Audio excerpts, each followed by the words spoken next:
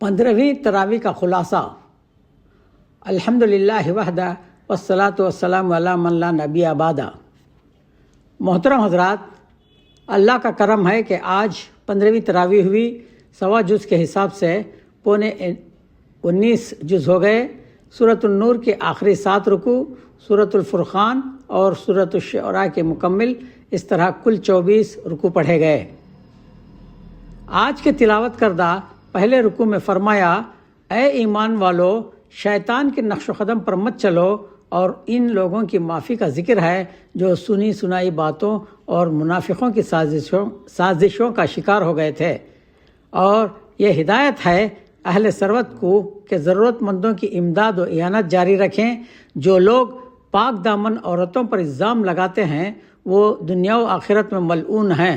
وہ ہوشیار رہیں، گندی عورتیں گندے مردوں کے لائق اور پاک عورتیں پاک مردوں کے لائق ہیں۔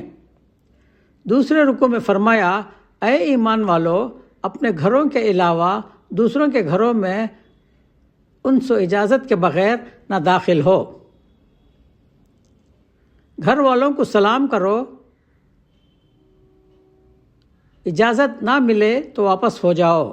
مساجد، مدارس اور پبلک مقامات پر داخلے کے لیے اجازت کی ضرورت نہیں۔ پردے کے احکامات، بیواؤں کے نکاح کا حکم۔ تیسرے رکوع میں فرمایا، زمین و آسمان کی رونق و روشنی اللہ ہی سے ہے۔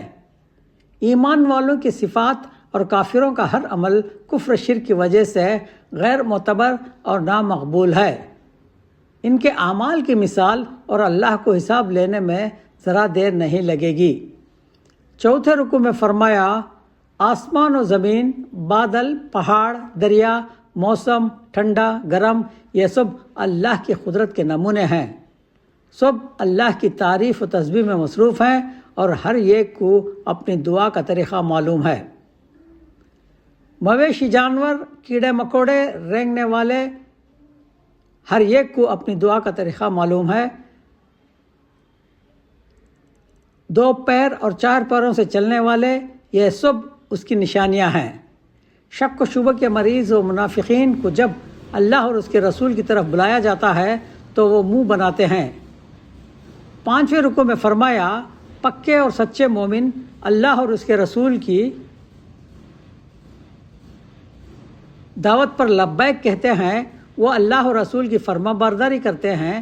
ایسے ہی لوگوں سے اللہ کا وعدہ ہے کہ وہ ان کو زمین میں غلبہ عطا کرے گا، بس شرط یہ ہے کہ خالص اسی کی بندگی کا طوق گلے میں ہو اور محمد رسول اللہ صلی اللہ علیہ وسلم کی غلامی کی زنجیریں پیروں میں ہوں۔ اللہ کو کوئی عاجز نہیں کر سکتا۔ 6 رکوع میں فرمایا، اے ایمان والو، تمہارے گھروں میں کام کرنے والے کم عمر کے نوکر چاکر، ان کو چاہیے کہ 3 وقتوں میں تمہارے کمروں میں آنے کے لیے اجازت لیا کریں۔ نماز فجر سے پہلے، دوپہر، ظہر کے وقت اور نماز عشاء کے بعد وہ تمہارے کمروں میں بغیر اجازت داخل نہ ہوں۔ چھوٹے بچے جو ابھی بغیر اجازت آ جاتے ہیں، بڑے ہونے کے بعد وہ بھی اجازت سے داخل ہوں۔ بوڑھی عورتوں کے لیے پردہ کس قسم کا ہونا چاہیے؟ کھانا سب مل کر کھاؤ، کوئی حرج نہیں، اور الگ الگ کھاؤ تب بھی کوئی حرج نہیں۔ اس طرح کے دیگر معاشرتی مسائل کا ذکر ہے۔ اس صورت کے آخری رکوع میں فرمایا، نبی کے گھر سے رخصت ہونے کا ادب یہ ہے کہ اجازت لے کر واپس ہو۔ رسول کے بلاوے کو ایسا نہ سمجھو جیسے آپس میں ایک دوسرے کو بلاتے ہو، اور رسول کے بلانے پر حاضری واجب اور بلا اجازت واپسی حرام ہے۔ سورۃ الفرقان کے پہلے رکوع میں فرمایا، بڑی بابرکت ہے وہ ذات جس نے اپنے خاص بندے پر فرقان یعنی قرآن نازل کیا، سب کچھ اسی کا ہے۔ کیسے ہیں وہ لوگ جو ایسی چیزوں کو شریک ٹھہراتے ہیں جنہیں ذرہ برابر کسی چیز کا اختیار نہیں۔ ان مشرکوں کا رسول پر یہ اعتراض ہے کہ یہ کھانا کھاتے ہیں اور بازاروں میں چلتے پھرتے ہیں، اور ان کے پاس فرشتے اور دنیا کے خزانے کیوں نہیں ہیں، اور یہ بھی نبی کو جادو کا شکار سمجھتے ہیں۔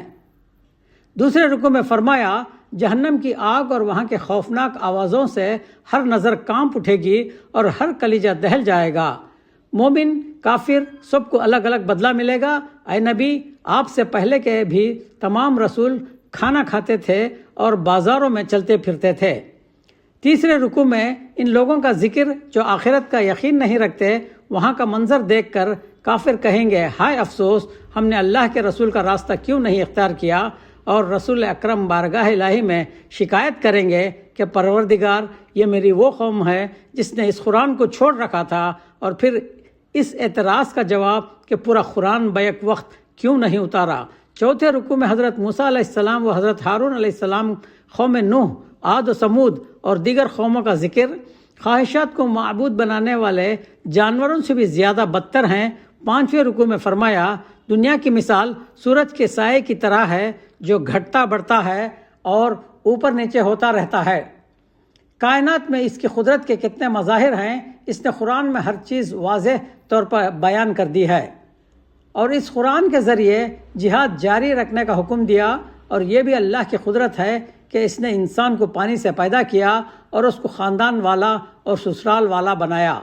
اے نبی، آپ کا رب بڑی قدرتوں کا مالک ہے، اسی مالک سے مانگنا، اسی پر بھروسہ کرنا ہے، اور سجدے کے سارے حقوق صرف اسی کے لیے ہیں۔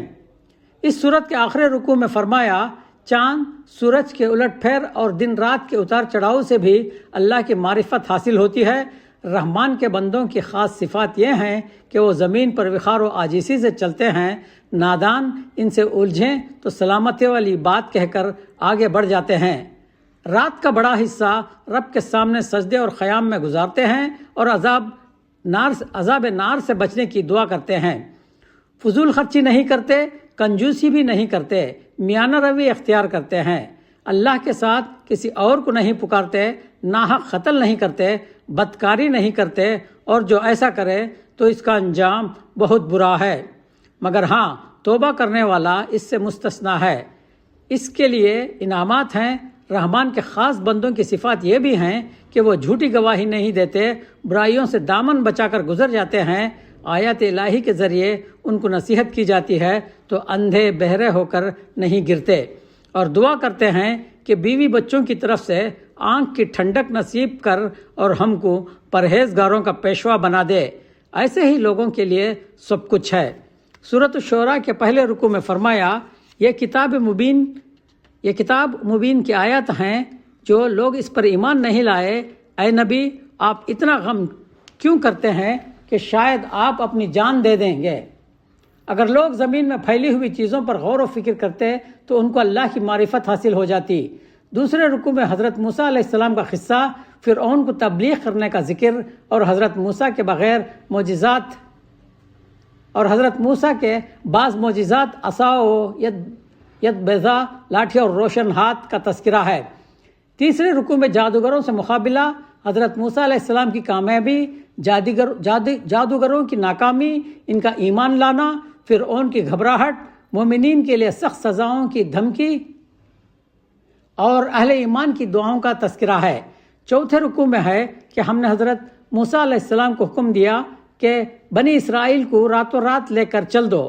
فرعون نے اپنے پورے لاؤ لشکر سے ان کا پیچھا کیا، آگے دریا آ گیا، بنی اسرائیل گھبرا گئے۔ حضرت موسیٰ کو حکم ہوا، لاٹھی دریا پر مار دو۔ قدرت الہی سے دریا میں خشک راستے بن گئے۔ حضرت موسیٰ علیہ السلام اور ان کے ساتھی پار ہو گئے۔ فرعونی جب ان خشک راستوں میں آئے تو وہ راستے غضب الہی کا پہاڑ بن کر گر پڑے۔ سارے فرعونی ڈوب کر ہلاک ہو گئے۔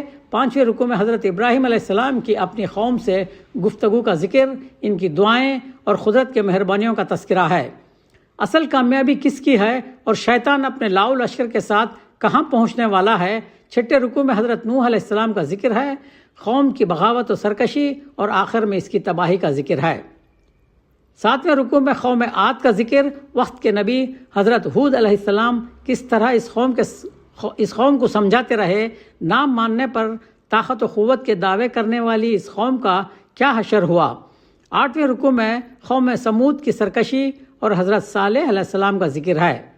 قوم کے مطالبے پر پہاڑ سے اللہ نے اونٹنی نکال دی، بدبختوں نے اسے شہید کر دیا، آخر وہ ہلاک کر دیے گئے۔ نویں رکوع میں حضرت لوط علیہ السلام کے قوم کا ذکر ہے۔ ان پلید لوگوں نے حضرت لوط کو بے وطن کرنے کی دھمکی دی اور اپنی حرکتوں سے باز نہ آئے۔ آخر پتھروں کی بارش نے ان کا صفایا کر دیا۔ 10ویں رکوع میں حضرت شعیب علیہ السلام اور ان کی قوم کا تذکرہ ہے۔ ہر نبی نے اپنی قوم کے سامنے یہ اعلان کیا کہ میں تم سے اس دعوت و تبلیغ پر کسی اجر و بدلے کا سوال نہیں کرتا، میرا اجر و ثواب تو اللہ رب العالمین کے ذمہ ہے۔ حضرت شعیب علیہ السلام کی قوم کاروباری بے ایمانی میں مبتلا تھی، کم تولنا اور کم ناپنا ان کا معمول تھا۔ حضرت شعیب نے ہر طرح اس قوم کو سمجھایا، آخر غضب الہی نے اس کو نیست و نابود کر دیا۔